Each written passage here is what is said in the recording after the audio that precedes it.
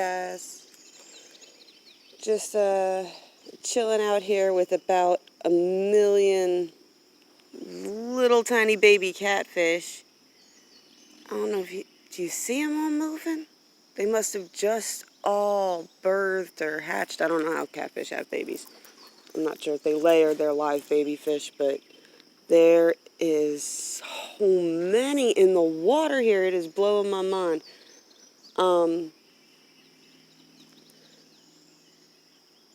I wanted to come here and talk about,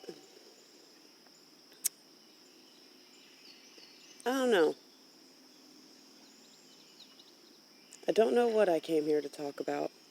I guess I came here to talk about, everybody thinks I'm so nice.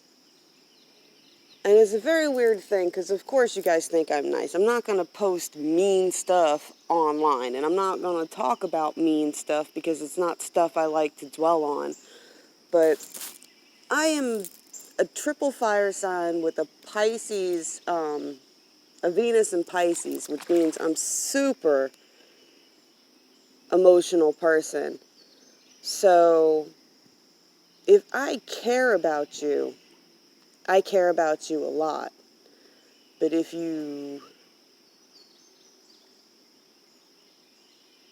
I feel like you can be doing better than what you're doing, I'm the kind of person that'll pick you up and shake you and yell at you and tell you to stop acting like an ass, whatever, and get your shit together. Because if I know you can do better and I care about you a lot, there is nothing more hurtful to my spirit than watch somebody that I know can be so much better destroy themselves. And there's all kinds of things, you don't carry other people's burdens and don't this and don't that, and it's just, all that stuff, it's easier said than done. I mean, anybody who's ever been a parent, you kind of know that as much as you don't want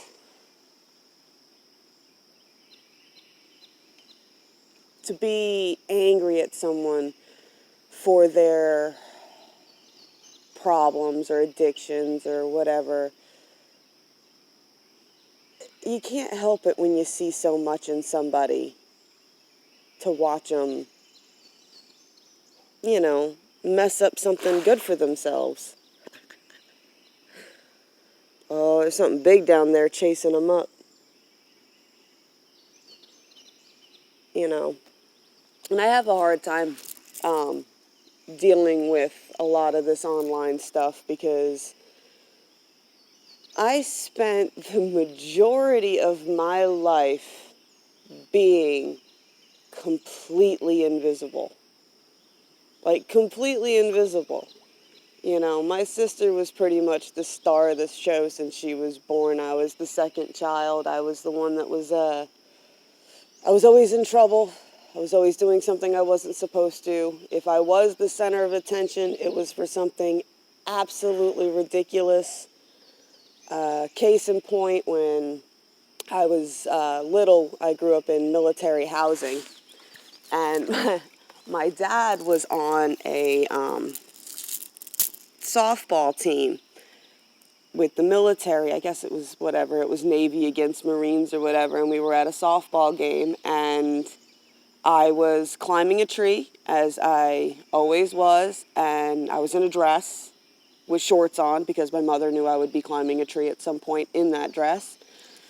And I fell out of the tree. But I didn't fall completely out of the tree. I fell halfway out of a tree, about a 40-foot tree, and I only fell about 20 feet down. And the tree caught me by my foot, upside down in a tree, and they had to call the baseball game, and all the dads had to come off the baseball field, and it was a massive effort to figure out how to get the child hanging upside down in the tree out of the tree. So that's pretty much been my life. it's been I'm either completely invisible to everybody around me, or if someone does notice me, it's usually because I'm doing something really ridiculous and probably stupid. And that's just pretty much how it's always been. And like I said, I'm not nice all the time. I'm mean. I have bad habits.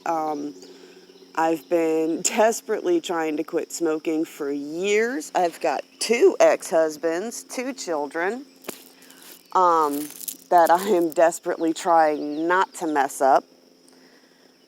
You know, my son is autistic. My daughter is a Pisces, which has been his just greatness. So I'm like, my sister is a Pisces too. So I grew up, my poor mother had to raise a fire sign and a water sign together. So I grew up pretty much fist fighting my sister constantly. I don't know if anybody's ever grown up with a Pisces or been involved with a Pisces, but they're interesting people, and until they evolve and get their things together, they are a very super emotional sign, and I don't know, fire and water. But and we grew up in military housing where it was pretty much they let kids fight in military housing. So, parents didn't run out and break us up right away. They let us establish a pecking order. That's just how things were when I was little. And I got in a lot of fights, usually because I hated bullies really bad, and I moved a lot because I was in military housing. So pretty much every new school I went to, I, within a few months, would end up getting in a either major fist fight with either a bully or with a group of bullies. And not to boast, but I never lost a fight, which was, a great pride point for my father. One of his favorite stories is when I was in the 3rd grade, a woman brought her 5th grader to my house and was saying that, your daughter beat up my son. And he called my sister to the door because she's 2 years older than me. He just assumed she was the one he had gotten into the fight with. And he was like, no, that's not the one. They called me to the door, and I was this little tiny petite thing with pigtails. And my dad looked the woman straight in the face and told him that if her son was going to pick on little girls, then she needed to teach him how to fight first. Because my father knew that if I got in a fight, I had a damn good reason to get in that fight. And in that instance, that boy had actually thrown a chunk of ice at my friend who was a year younger than us. And she was the youngest one in the group. And he had thrown a chunk of ice at her and busted her lip. Oh, did you see the birds? Where are you? Do you see it? I don't know if you guys can see her. Oh, there she goes. Must be a breeding pair. I see another one over there. I don't know if you can see them through the trees. But I don't know. I guess what I'm trying to get out today is I'm a normal person who is horribly flawed, just like everybody else.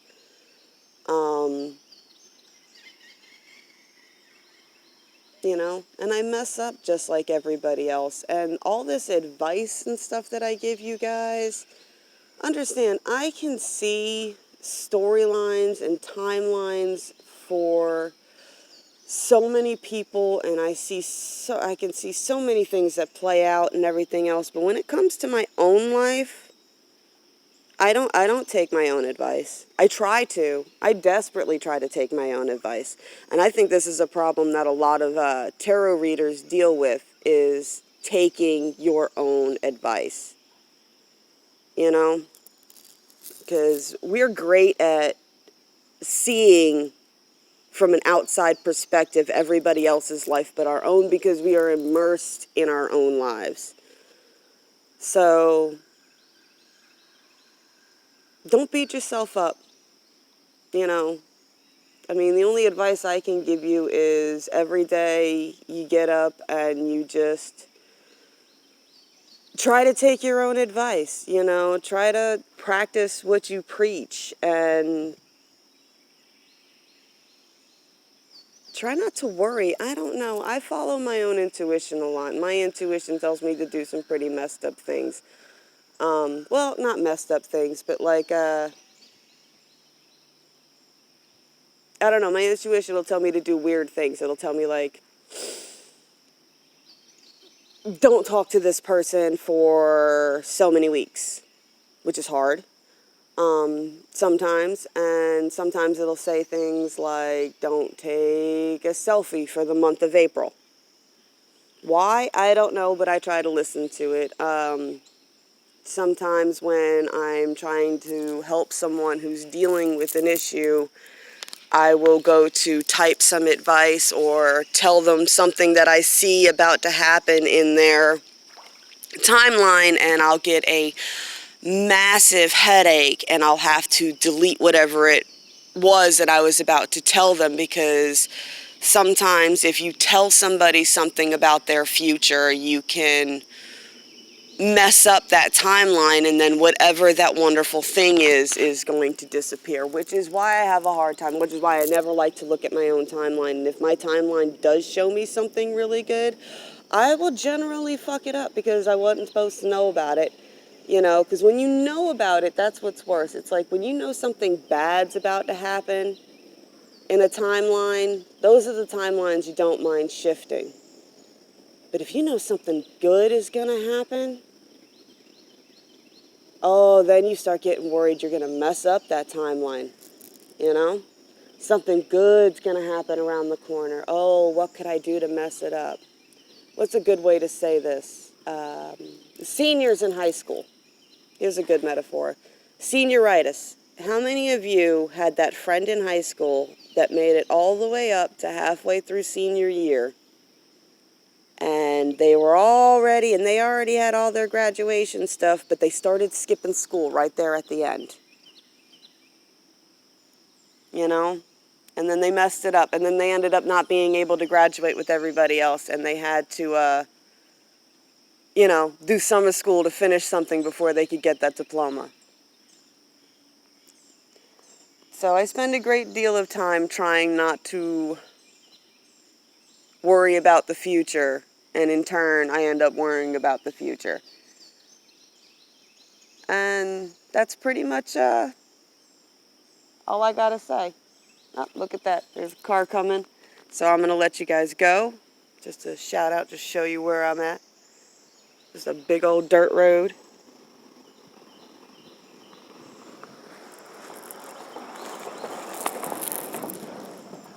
Give a shout out and a wave to the guy in the truck.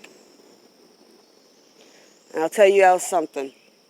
If you guys go fishing someplace like this, beautiful scenic spot, could you not dump a tire or throw trash or throw your worm cups and your beer cans, and, you know, it's such a beautiful place to be dumping your trash, you know? I don't know, I'm big on production and scenery and sets and stuff like that. I took all this film history and criticism and filmmaking and all that in school. Those were all my electives in high school, so I find it very hard when I come out in nature to try to find a nice spot to do something and talk to you guys, and it's beautiful, but there's just pieces of garbage everywhere. Well, you know what? I guess you could say that about people in general. People in general are beautiful, but you're gonna find pieces of garbage everywhere, no matter how beautiful the rest of the scenery is. But, all right, loves. That's all I got to talk about this morning. Talk to you later. Bye.